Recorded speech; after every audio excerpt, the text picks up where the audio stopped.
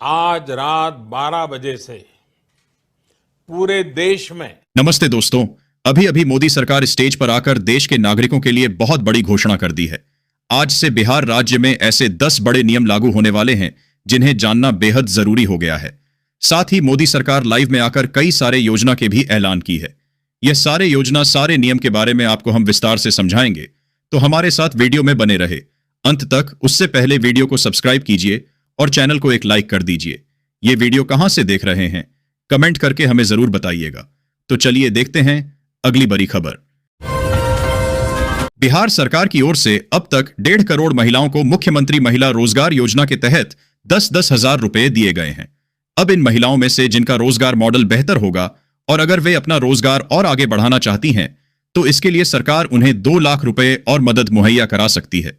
हालांकि जैसा कि पहले बताया गया है कि 2 लाख की राशि सरकार को तय समय सीमा में वापस करनी होगी।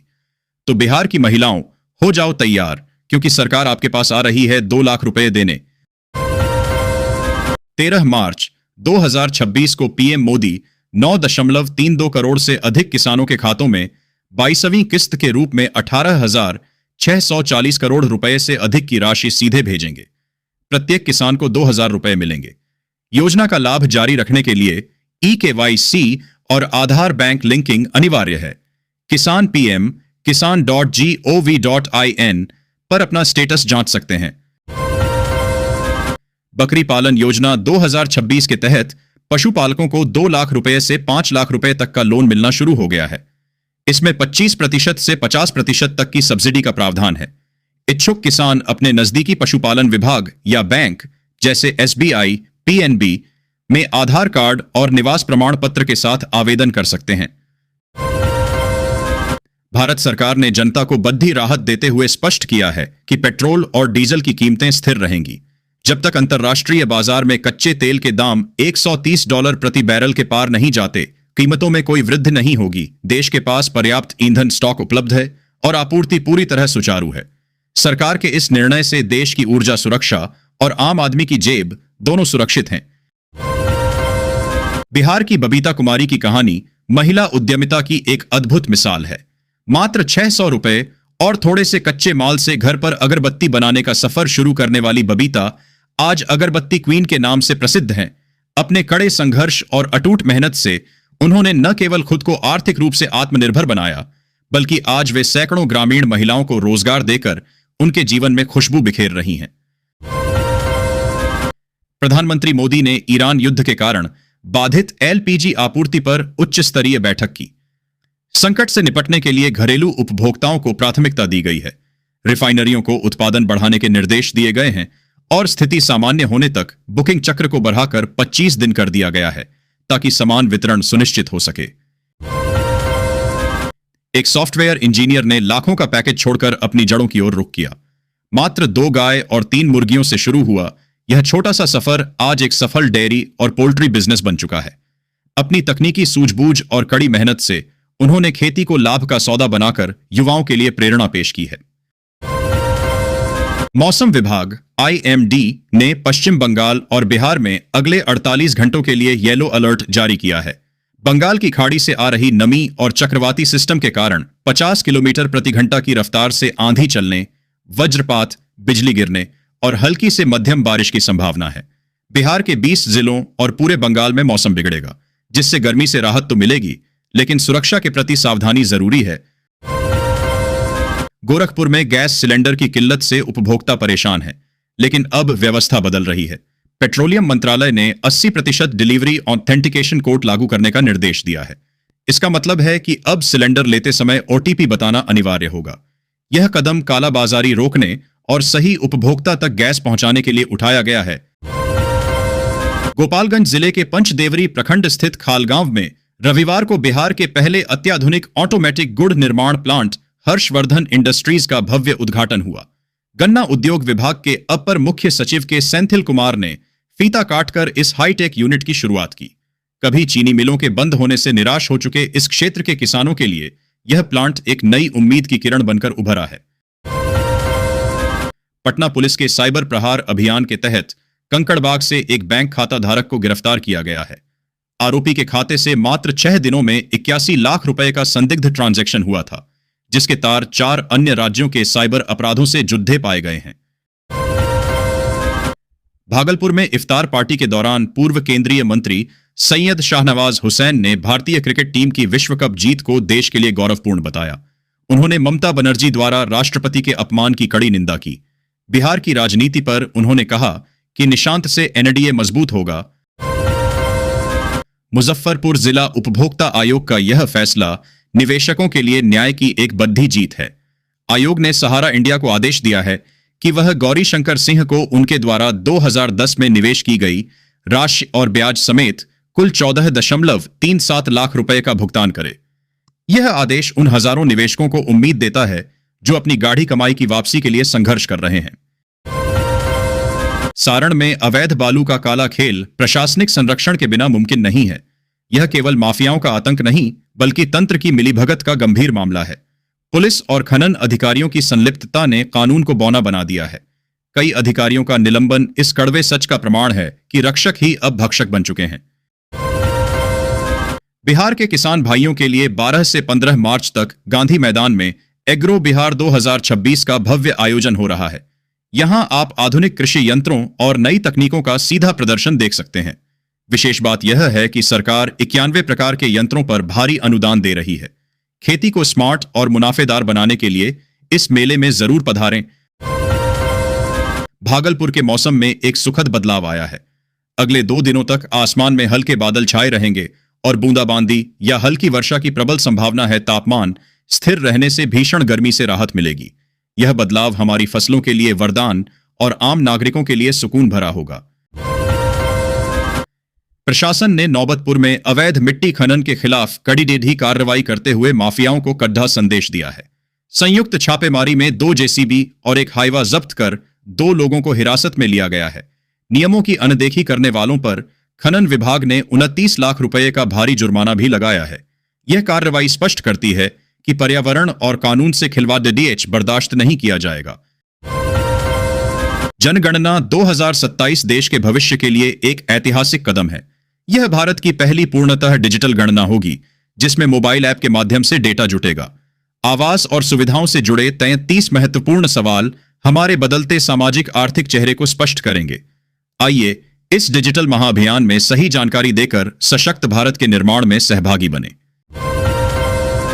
T20 वर्ल्ड कप की जीत के बाद पटना पहुंचे ईशान किशन का भव्य स्वागत हुआ। युवाओं को प्रेरित करते हुए उन्होंने कहा, बिहार की मिट्टी में हुनर की कमी नहीं है, बस कड़ी डढ़ी मेहनत और खुद पर भरोसा रखें, सफलता जरूर कदम चूमेगी। कीर्ति आजाद से जुड़े विवादित सवालों पर उन्होंने चुप्पी साधे रखी और मीडिया से नाराजगी जताई। अंत में उन्होंने मुस्कुराते हुए फैंस के साथ सेल्फी ली। पटना के जिलाधिकारी डॉक्टर त्यागराजन एसएम ने भूमाफियाओं और बैंकिंग धोखाधड़ी करने वालों के खिलाफ जीरो टॉलरेंस की नीति अपनाई है। उन्होंने अधिकारियों को भूमाफियाओं पर प्राथमिकी FIR दर्ज करने और सरकारी जमीन को अतिक्रमण मुक्त कराने के सख्त निर्देश दिए हैं। साथ ही राजस्व कार्यालयों में पारदर्शिता के लिए CCTV निगरानी बढ़ाने का आदेश दिया है। भारत और बांग्लादेश की मित्रता आज एक नए मील के पत्थर पर है। ईंधन संकट के बीच भारत पाइपलाइन के माध्यम से 5000 टन डीजल की पहली खेप भेज रहा है। यह कदम न केवल बांग्लादेश की ऊर्जा जरूरतों को पूरा करेगा, बल्कि दोनों देशों के बीच मजबूत होते आर्थिक और रणनीतिक संबंधों का प्रतीक भी है। बिहार के मुख्यमंत्री नीतीश कुमार एक बार फिर राज्य के दौरे पर निकल रहे हैं। 10 मार्च से उनकी समृद्धि यात्रा का तीसरा चरण शुरू हो रहा है।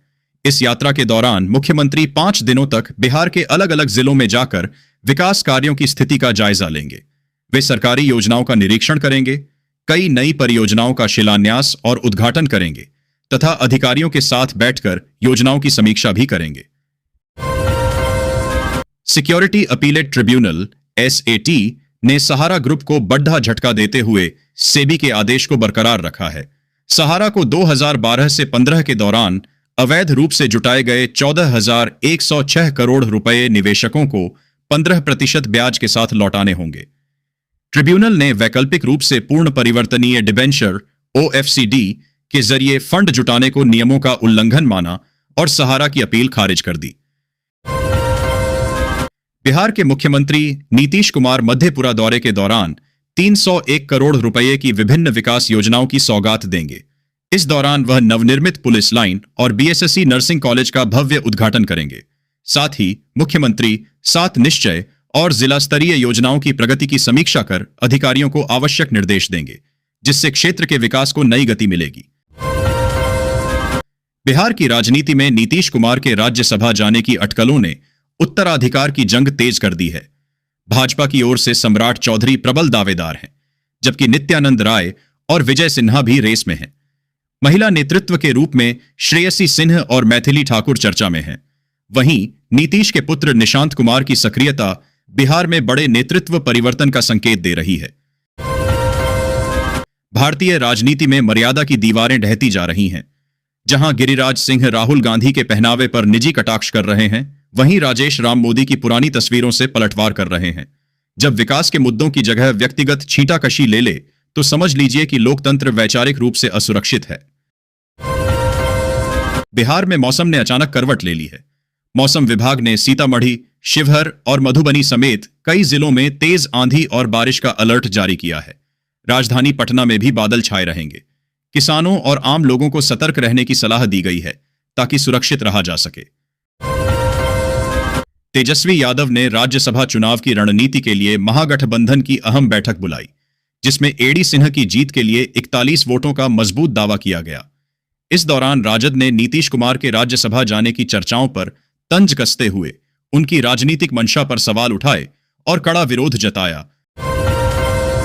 राज्यसभा चुनाव 2026 को लेकर आरजेडी की ओर से प्रत्याशी उतारा गया है।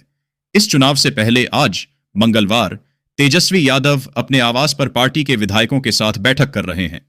आलोक मेहता, भोला यादव सहित तमाम नेता पहुंचे। तेजस्वी यादव राज्यसभा चुनाव को लेकर पार्टी के नेताओं संग मंथन करेंगे। इस बीच आरजेडी के लिए एक बुरी खबर है।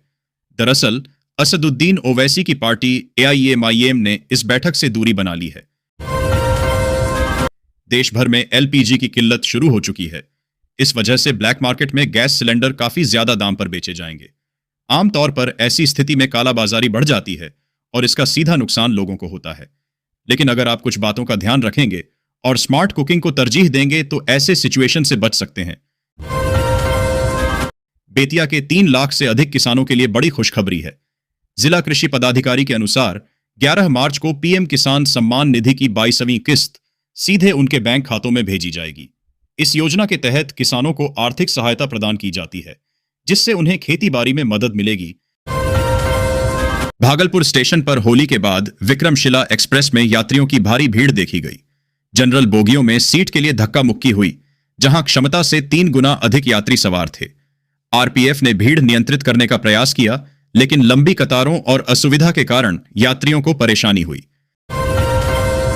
प्रधानमंत्री मोदी की अध्यक्षता में कैबिनेट ने विकास को गति देने के लिए 6 बड़े निर्णय लिए हैं। ग्रामीण क्षेत्रों में स्वच्छ पेयजल के लिए इसे 2028 तक विस्तार मिला। जेवर एयरपोर्ट को फरीदाबाद से जोड़ने वाले सड़क रेल नेटवर्क को मंजूरी, इसे अंतर्राष्ट्रीय हवाई अड्डा घोषित किया गया। इन पहलों से बुनियादी ढांचे, पर्यटन और व्यापार को सशक्त मजबूती मिलेगी। वैश्विक तेल और ऊर्जा संकट के कारण बांग्लादेश सरकार ने 9 मार्च 2026 से सभी सरकारी और निजी विश्वविद्यालयों को बंद करने का आदेश दिया है। बिजली और ईंधन बचाने के लिए ईद उल फितर की छुट्टियों को समय से पहले लागू कर दिया गया है। इसका उद्देश्य कैंपस में बिजली की खपत और परिवहन में ईंधन के खर्च को कम करना है। पुरुलिया से आनंद विहार टर्मिनल के लिए नई साप्ताहिक एक्सप्रेस ट्रेन 14 मार्च को शुरू होगी। प्रधानमंत्री नरेंद्र मोदी कोलकाता से इसे हरी झंडी दिखाएंगे। यह ट्रेन सासाराम जंक्शन पर भी सुविधाओं को सुदृढ़ किया जा रहा है। रांची डाल्टेनगंज गढ़वा जपला के रास्ते सोननगर सासाराम होते हुए आनंद विहार तक चलने वाली नई ट्रेन संख्या 14021/14022 का ठहराव जिले के दोनों प्रमुख स्टेशनों पर दिया गया है। इससे यात्रियों को रांची के रास्ते पश्चिम बंगाल जाने में सहूलियत होगी। सरकार ने पार्किंग शुल्क की अवैध वसूली पर कठोर कार्रवाई के निर्देश दिए हैं। स्पष्ट किया गया है कि चलते वाहनों और शव वाहनों से कोई शुल्क नहीं लिया जाएगा। साथ ही व्यवस्था को सुव्यवस्थित करने के लिए दिसंबर 2027 तक भूमि सर्वेक्षण का कार्य पूरा करने का लक्ष्य निर्धारित किया गया है। बिहार के उपमुख्यमंत्री सम्राट चौधरी ने राज्य में पार्किंग शुल्क को लेकर सख्त निर्देश जारी किए हैं। अब नगर निकायों द्वारा निर्धारित दरों से अधिक वसूली करने वाले ठेकेदारों पर भारी जुर्माना लगेगा और उनका टेंडर रद्द कर दिया जाएगा। मुख्य बातें, सभी पार्किंग स्थलों पर रेट चार्ट लगाना अनिवार्य है। नियम उल्लंघन पर सख्त कानूनी कार्रवाई की चेतावनी दी गई है। इसका उद्देश्य जनता को अवैध वसूली से राहत दिलाना है। बिहार में औद्योगिक निवेश को बढ़ावा देने के लिए बिहाड़ा की प्रोजेक्ट क्लियरेंस कमेटी ने महत्वपूर्ण बैठक की। इसमें राज्य के 8 औद्योगिक क्षेत्रों में 10 इकाइयों को 73.47 एकड़ भूमि आवंटित करने को मंजूरी मिली। पश्चिम बंगाल की मुख्यमंत्री ममता बनर्जी ने केंद्र से बकाया राशि की मांग को लेकर अपना 5 दिवसीय धरना समाप्त कर दिया है। उन्होंने कहा कि न्याय के रास्ते खुल गए हैं, इसलिए आंदोलन रोका जा रहा है। वहीं अभिषेक बनर्जी ने धन आवंटन में देरी के लिए चुनाव आयोग पर निशाना साधा। National restaurants association of India की कोलकाता शाखा के प्रमुख पीयूष कंकारिया ने बताया कि शहर में लगभग 5,000 रेस्तरां हैं। इनमें लगभग 40% यानी लगभग 2,000 रेस्तराओं ने संकेत दिया है कि तत्काल व्यवधान होगा, जबकि अन्य 30 से 40% ने कहा कि वे सीमित स्टॉक होने के कारण केवल कुछ और दिनों तक ही परिचालन जारी रख सकते हैं। पश्चिम बंगाल में स्थायी रोजगार की मांग को लेकर अस्थायी कर्मचारियों ने नबान्न अभियान के तहत विरोध प्रदर्शन किया। इस दौरान प्रदर्शनकारियों और पुलिस के बीच भारी झड़प हुई, जिसके बाद पुलिस ने 64 कर्मचारियों को गिरफ्तार कर लिया। तनावपूर्ण स्थिति के बाद पुलिस ने हिरासत में लिए गए सभी अस्थायी कर्मचारियों को रिहा कर दिया। कर्मचारी अपनी मांगों पर डटे हुए हैं। तृणमूल कांग्रेस नेता अभिषेक बनर्जी ने भाजपा पर एक बड़ी साजिश का आरोप लगाया है। उनके अनुसार मतदाता सूची से नाम हटाए जाने के बाद संबंधित व्यक्तियों के बैंक खाते फ्रीज कर दिए जाएंगे। दावा है कि यदि केवाईसी प्रक्रिया में वोटर कार्ड नहीं दिया गया तो बैंक खातों में जमा धन जब्त हो सकता है। बनर्जी ने इसे जनता को डराने की राजनीति बताया है। विदेश मंत्री ने बताया कि सरकार की नीति 3 प्रमुख आधारों पर टिकी है। पहला, क्षेत्र में शांति और तनाव कम करने के लिए संवाद व कूटनीति को बढ़ावा देना। दूसरा, पश्चिम एशिया में रह रहे भारतीयों की सुरक्षा और भलाई सुनिश्चित करना। और तीसरा, भारत के राष्ट्रीय हितों, विशेष रूप से ऊर्जा सुरक्षा और व्यापारिक प्रवाह की रक्षा करना। विदेश मंत्री ने बताया कि पश्चिम एशिया में 28 फरवरी 2026 से शुरू हुआ संघर्ष अब व्यापक रूप ले चुका है, जिसमें इजरायल और अमेरिका एक तरफ जबकि ईरान दूसरी ओर आमने सामने है। उत्तर प्रदेश के गोरखपुर स्थित धुरियापार चीनी मिल 15 साल बाद फिर से शुरू होने जा रही है। सरकार इस प्रोजेक्ट में 360 करोड़ रुपए का निवेश कर रही है। क्षेत्र के लगभग 10,000 किसानों को अब अपनी गन्ना फसल बेचने के लिए दूर नहीं जाना होगा, जिससे परिवहन लागत बचेगी। मिल शुरू होने से स्थानीय स्तर पर रोजगार बढ़ेगा और किसानों के भुगतान में तेजी आएगी, जिससे उनकी आर्थिक स्थिति मजबूत होगी। व्यावसायिक गैस सिलेंडरों की किल्लत से होटल और रेस्तरां व्यवसाय बुरी तरह प्रभावित हो रहे हैं। प्रशासन ने अस्पतालों और शिक्षण संस्थानों को प्राथमिकता के आधार पर आपूर्ति देने का निर्णय लिया है। राहत की बात यह है कि घरेलू गैस की आपूर्ति सामान्य बनी हुई है। प्रशासन ने सख्त चेतावनी दी है कि सिलेंडरों की कालाबाजारी करने वालों के खिलाफ कड़ी कानूनी कार्रवाई की जाएगी। दिल्ली के प्रदूषण हॉटस्पॉट पर अब 22 नई तकनीकों का परीक्षण किया जा रहा है। यह पहल मुख्य रूप से वाहन उत्सर्जन को कम करने और एम्बिएंट एयर प्यूरिफिकेशन, आसपास की हवा को साफ करने पर केंद्रित है। इन ट्रायल्स से प्राप्त डेटा का विश्लेषण कर भविष्य के लिए एक प्रभावी और वैज्ञानिक स्वच्छ वायु रणनीति तैयार की जाएगी। संभल में शहर इमाम मौलाना आफताब हुसैन वारसी और उनके भाई पर सरकारी पौधारोपण भूमि पर अवैध मस्जिद, दरगाह और मकान बनाने का आरोप है। तहसीलदार न्यायालय ने 1340 वर्ग मीटर भूमि से बेदखली का आदेश दिया है और 6.94 करोड़ रुपए का जुर्माना लगाया है। इंडिगो एयरलाइन के सीईओ पीटर एल्बर्ट्स ने व्यक्तिगत कारणों का हवाला देते हुए अपने पद से इस्तीफा दे दिया है। उनके अचानक पद छोड़ने के बाद कंपनी के प्रमोटर और मैनेजिंग डायरेक्टर राहुल भाटिया को तत्काल प्रभाव से अंतरिम प्रभार सौंपा गया है। एयरलाइन अब एल्बर्ट्स के स्थायी उत्तराधिकारी की तलाश शुरू करेगी। 10 मार्च 2026 को मध्य प्रदेश एमपी में सोने और चांदी की कीमतों में भारी उछाल देखा गया। 24 कैरेट सोना लगभग 1,58,000 से 1,61,000 रुपये प्रति 10 ग्राम के बीच रहा, जबकि 22 कैरेट सोने की कीमत 1,45,000 से 1,48,000 रुपये प्रति 10 ग्राम के आसपास रही। चांदी की कीमत लगभग 2,75,000 से 2,76,900 रुपये प्रति किलोग्राम तक पहुंच गई है।